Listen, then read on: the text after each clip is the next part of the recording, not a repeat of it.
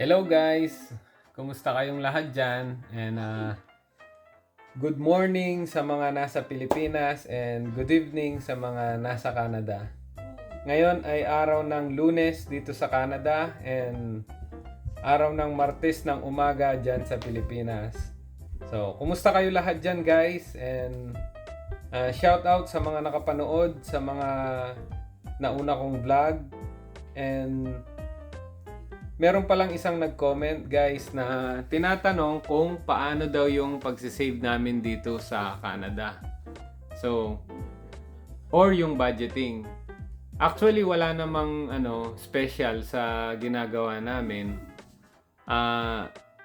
Sinusunod lang din namin yung mga naunang nandito. Sinusunod namin yung mga advice nila, kung paano nila kami i-guide. Tapos, ang ginagawa kasi naming mag-asawa is minimake sure namin na transparent lahat ng gastos namin. So, yun nga, simula sa apartment, sa upa ng apartment, and then lahat. So, ang ginagawa namin, expenses versus income. So, ganun yung ginagawa namin. Heto nga pala yung nag-comment. Shout out sa'yo, Kia Samson FX7LF. Ang sabi niya, galing nyo naman po mag-budget. Sana po share nyo sa next vlog kung paano kayo nagsimulang mag-ipon dyan. I'm sure marami kayong tips dahil parang kumayad kayo on your own. Thank you po. So ayan guys, habang tinutuloy ko yung kung ano yung sinasabi ko kasi 7:56 na dito. Lulutuan ko yung mga anak ko dahil tulog si Mrs. Habang nagkukwentuhan tayo. So, ito yung ginagawa ko. Instead of bola-bola, ginagawa ko flat para maluto pati yung sa loob. So, mabalik tayo guys. Kasi yung sinasabi ko na expenses versus income, ang nangyayari kasi guys, nung una, wala pa rin kaming diskarte. Kasi syempre hindi namin alam kung ano-ano yung mga babayaran dito sa Canada. Hindi namin alam kung ano yung mga monthly na payment. So, basta ang ginagawa namin kasi before, kung magkano yung sweldo ni Mrs., pinag-a-add lang namin sa sweldo ko. So, ganun ang ginagawa namin.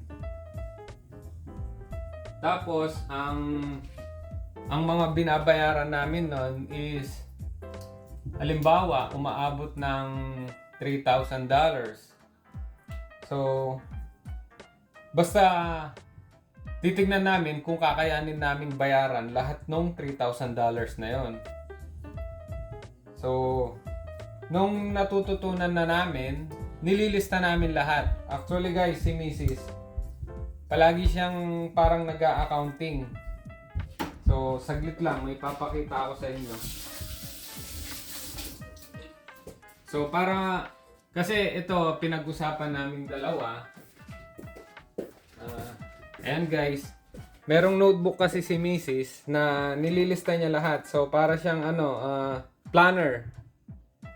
So, ang ginagawa namin para makapag-save kami, meron kaming mga monthly and weekly na notes. So, nandyan po lahat. For example, January first week, meron kaming nakalagay dito na phone, rent ng apartment, tapos savings, utilities. So, ganun po yung ginagawa ni Mrs. Napag-usapan po kasi namin ito para at least namomonitor po namin kung ano-ano yung mga binabayaran namin. So, yun guys.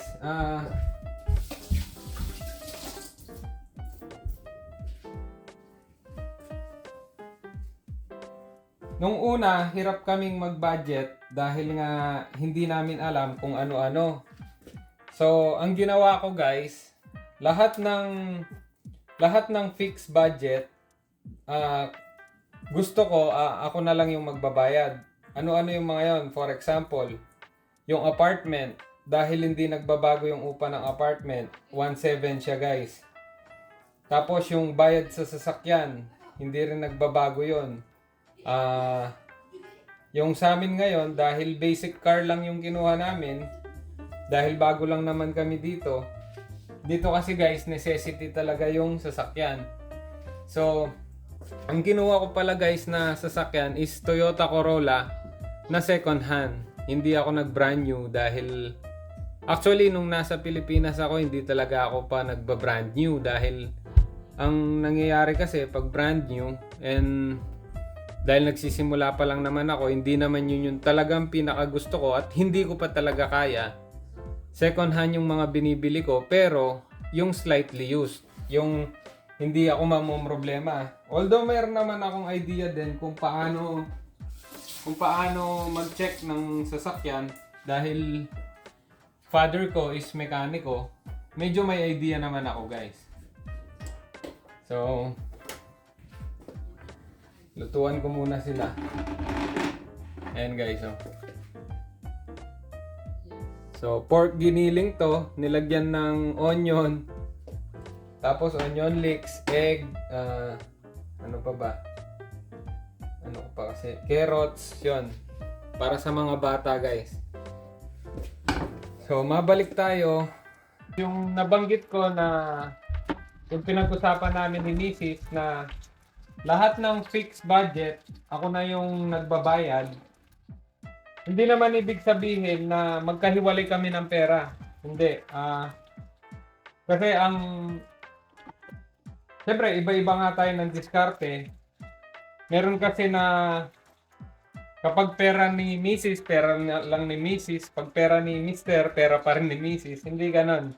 So sa amin guys, magkasama yung pera namin. Hindi namin pinaghihiwalay. Kumbaga, kung ano yung binabayaran ko, kahit ako man yung nagbabayad nun, pareho pa rin kami.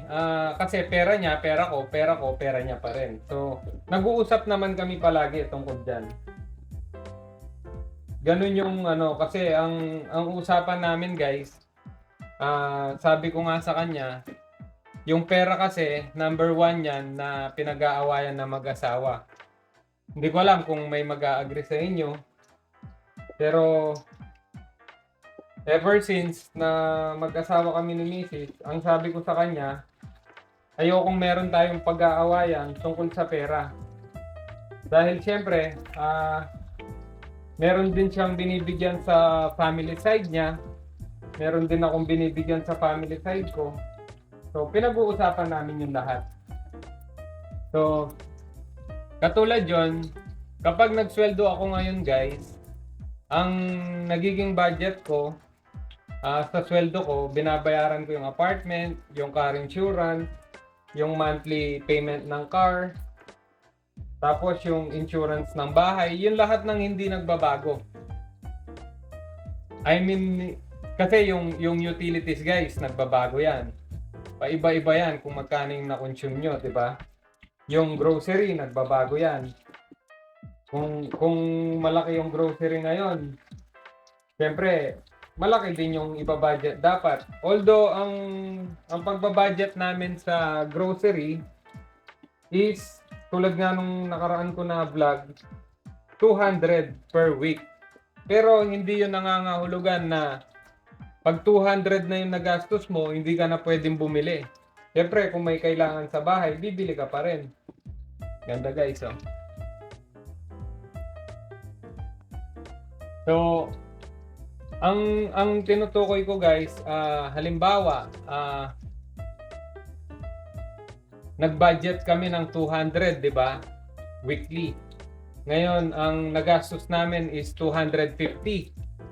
So, yung next week guys, ang ine-expect namin, may budget pa kaming 150.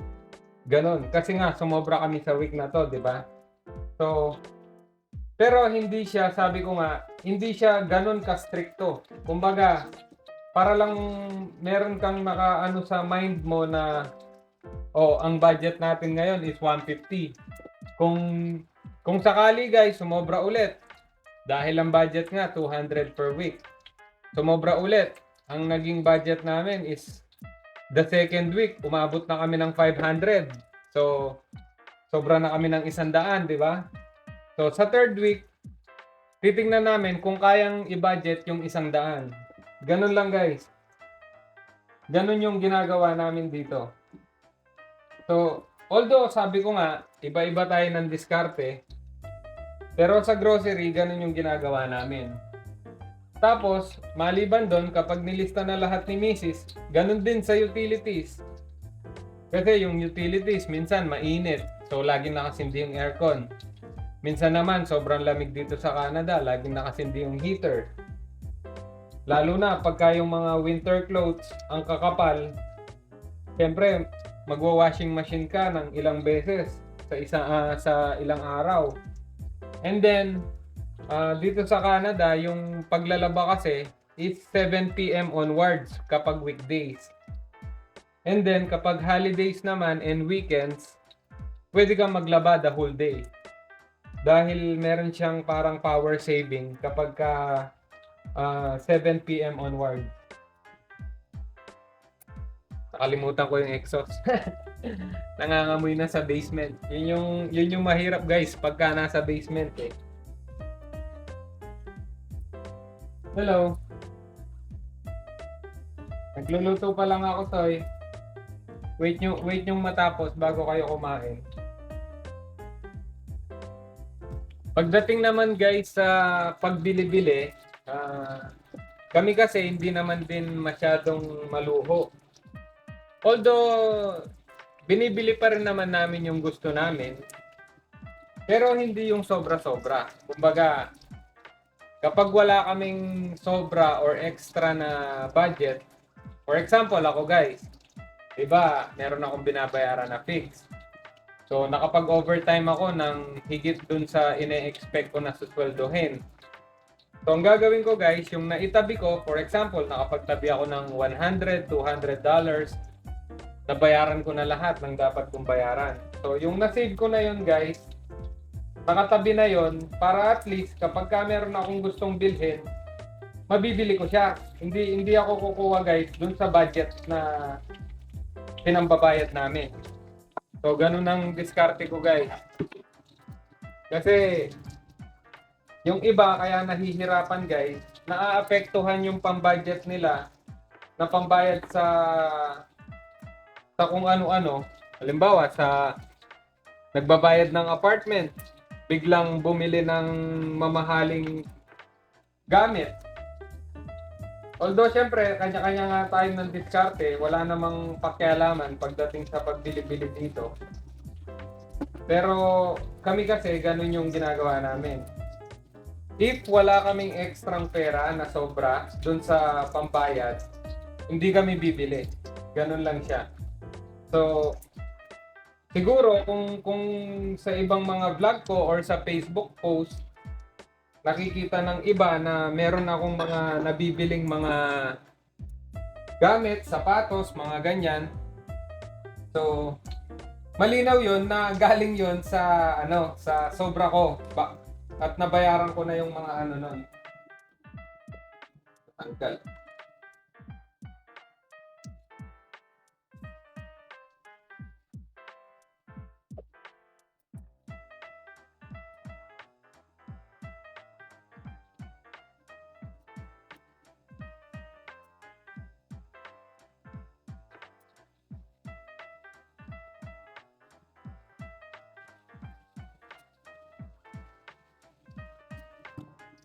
So, ang mabibigay ko lang na tip guys, kapag nagsisimula, lalo na dito sa Canada, okay lang din naman na wag munang sumabay sa mga datihan na. Kasi nga, hindi talaga kakayanin kung gusto mong makipagsabayan sa kanila. Dahil, syempre, sila matagal na nagtatrabaho dito. Hindi naman pwedeng isang taon ka pa lang kung ano yung nabili na nila, mabibili mo na din, di ba? So, depende pa rin yan guys kung ano yung gusto nyo. Kasi, hirap naman din pigilan yung mga tao na gusto nilang bilhin yung gusto nila. Kanya-kanya pa rin naman diskarte yan. Pero kami guys, ang priority talaga, syempre, nagsisave kami ng pera, baka sakaling magkaroon kami ng pang down payment sa bahay. Kasi nga, ang pinakamahal dito guys is upa. Isipin nyo na lang, 1,700 guys, wala pa yung utilities. Kung i-add mo lahat yon, parang umaabot ng 80 to 90,000 pesos kada buwan. So, palabas lahat yun guys. Kapag iniwan namin yung apartment na to, lahat ng binayaran namin na yon, walang balik sa amin. Kaya, siguro, sa kung bibiyayaan ng Panginoon, sa ginagawa naming sipag at pagpupursige, siguro guys, makakaipon kami ng pang down payment para makabili ng sariling bahay.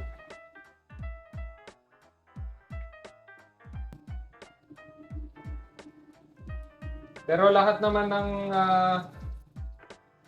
nag-abroad guys, karamihan hindi pala lahat, sorry. Karamihan sa mga nag-abroad, dumanas din ng mga pagsubok. Nahirapan din sila bago sila nakaahon. And iba-iba naman yung mga struggles natin. Sabi nga, 'di ba? In every problem, there's a miracle. So, heto guys, pakita ko lang yung niluto ko para sa mga bata. Ayan, meron pa dito. So, yan yung dinner nila para ngayon. Kasi si Mrs. papasok niyan maya-maya. So, kayo guys, comment kayo. Kasi sabi ko nga kanina, hindi naman kami expert. Hindi ko alam kung may mga nakalimutan akong banggitin. Isa pa palang tips guys. Pagdating sa mga gamit nga, madalas din kami sa mga thrift shop. Thrift store. Meron kaming mga binibiling mga pang-araw-araw na damit. Yung kung hindi naman kailangan na sobrang ganda na pang-okasyon, sa thrift store lang namin binibili, pang-araw-araw. Siguro ang mamahalin ko lang na gamit is yun, yung mga sapatos kasi yun lang naman yung pang-stress reliever natin eh. Maliban doon, wala. Hindi ako nagbili-bili ng mga relo dito, hindi ako nagbili-bili ng mga ibang mga jewelry. Yung mga gold na na-invest ko sa Pilipinas pa to galing. And siguro guys, advice ko lang panghuli. Kasi ang pinakamahirap dito guys is yung adjustment. Yung adjustment stage and going back to zero stage. Kasi ang nangyari kasi sa amin guys, 'di ba, nung dumating kami dito sa Canada, hindi naman yung work namin sa Pilipinas yung magiging work namin dito. So malayong malayo. Ang advice ko lang siguro is before mag-Canada, yung mga gustong mag-Canada, kailangan ready sila na i-adjust yung mindset nila pagdating sa trabaho. Kasi hindi talaga madali guys na kung halimbawa office guy ka dati, tapos pagdating mo dito is mapupunta ka sa manufacturing company. So medyo mahirapan ka guys kung ayaw mo mag-adjust. Kung iniisip mo pa rin na ay kailangan sa opisina ako darating magtatrabaho. Ay kailangan hindi pagod kasi nga dati ganito lang ako naka-aircon lang ako sa loob ng office. Hindi kakayanin guys kasi dito yung diploma pala dito hindi siya i-recognize kasi nga marami ng mga na pinagawa lang yung diploma, hindi siya totoo. So, kung halimbawa guys, nag-graduate kayo sabihin na natin sa Pilipinas, kahit na kilalang eskwelahan pa yan, kung ano man yung diploma na dala mo, pagdating dito sa Canada guys, hindi nila i-recognize. Kailangan mong mag-exam or mag-aral ulit. para makita nila na yung diploma mo is pinag-aralan mo talaga sa ibang bansa. Hindi lang naman sa Pilipinas eh. Kahit saang bansa pa yan. Kasi nga, hindi naman dahil wala silang tiwala. Meron kasi guys na nangyayari, nag-apply sila sa isang trabaho, and then pagdating sa trabaho na yon, dahil nga may diploma silang dala, hindi sila marunong. So, hindi ko alam kung paano nangyayari yon, pero may mga cases talaga na ganun. Na pagsabak nila sa trabaho, halimbawa, ang hirap magbigay ng halimbawa, baka magkamali ako eh. Sabihin na nating welder. So, di ko alam kung diploma ba yung welder o experience lang yung kailangan or certificate. Pagdating sa trabaho bilang welder guys, wala silang idea. So, maganda, patunayan na lang nila dito kung talagang marunong sila. Ganun yung gusto nila dito. Pero kung hindi kayo maselan at gusto nyong pumunta dito, maraming trabaho talaga. Napakadaming pwedeng applyan kung hindi kayo maselan. And nag-i-increase naman dito every year. Yun yung kagandahan. May kontrata din. Tapos kung nakatsyempo kayo ng magandang company, maganda yung benefits. So, yun lang guys. God bless sa inyong lahat at sana nasa mabuti kayong kalagayan lahat ngayon. And abangan nyo pa yung mga susunod na vlog. Mga kwentuhan lang. Kung may mga tanong kayo guys, please comment, subscribe. And mabuhay kayong lahat. Bye-bye!